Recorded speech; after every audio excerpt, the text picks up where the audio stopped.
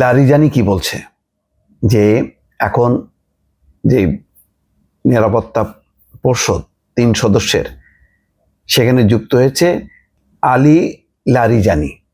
যদিও এখনো পর্যন্ত বলা হচ্ছে যে খামেনির দ্বিতীয় পুত্র খুব শীঘ্রই হয়তো সর্বোচ্চ ধর্মীয় নেতা হিসেবে ঘোষিত হবেন, কিন্তু এখন আলী লারিজানি তিনি প্রধান ব্যক্তি। তিনি কি বলছেন? বলছেন খামেনিকে হত্যার চড়া মূল্য দিতে হবে, ট্রাম্পের উদ্দেশ্যে বলছেন।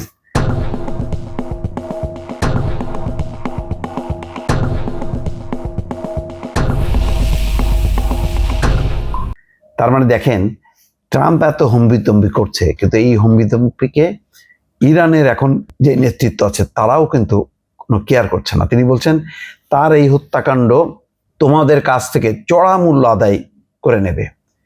ট্রাম্পের কোনো রেহাই নেই। সে আজকে প্রেসিডেন্ট আছে, কালকে প্রেসিডেন্ট থাকবে না, কিন্তু ট্রাম্পকে কিন্তু এটা চড়া মূল্য দিতে হবে। এইটা ইরান কোনোভাবেই ছাড়বে না। এখন বলতে গেলে খামেনিকে হারিয়ে ইরান এখন অন্ধ হয়ে গেছে।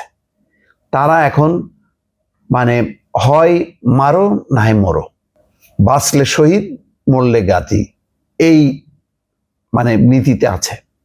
এইটাকে বলে এক্সট্রিম একটা পলিসি, যেই পলিসি এখন আমেরিকাকে ভাবাচ্ছে।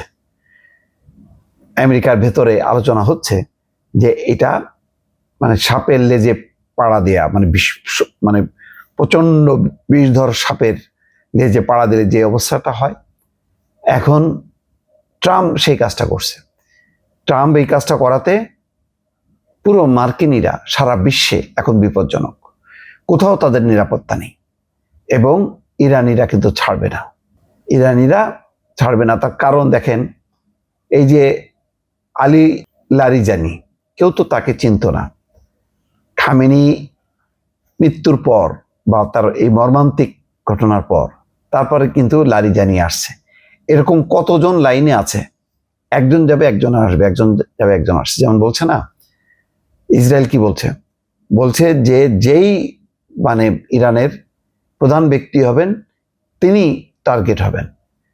তো এটা হচ্ছে হুমকি দেয়া, যাতে তারা কথা না বলে এবং তারা পাল্টা ছোবল না মারতে পারে। কিন্তু মনে হচ্ছে কি তাই? যদি তাই মনে হতো, এখন ওই ইসরায়েলকে আর পাত্তা দিচ্ছে না ইরান। তার এটা হচ্ছে ট্রাম্প, আমেরিকা। এইটাকে লক্ষ্য করেই এখন ইরান সামনে এগোচ্ছে।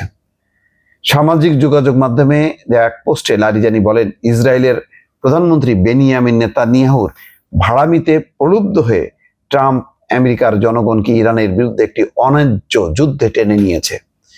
ট্রাম্পের প্রতি প্রশ্ন ছুড়ে দিয়ে লারিজানি বলেন, এখনো কি আমেরিকা ফার্স্ট নীতি অটুট আছে, নাকি ইসরায়েল আগে?